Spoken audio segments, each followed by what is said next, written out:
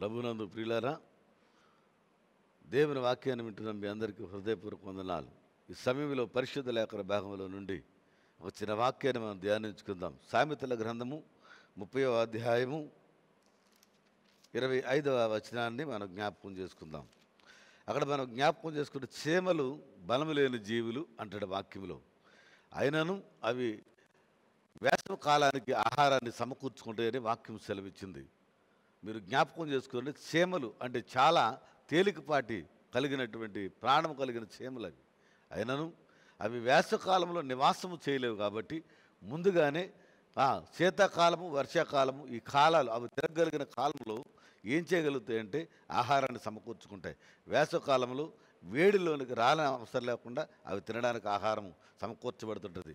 అలాగే నీ జీవితంలో ఆయుష్కాలము, ఆరోగ్యము, శక్తి, బలము, తెలివి, జ్ఞానము దేవుడిచ్చినంత కాలము నీకు ఉండగా నువ్వేం చేయాలో తెలుసా?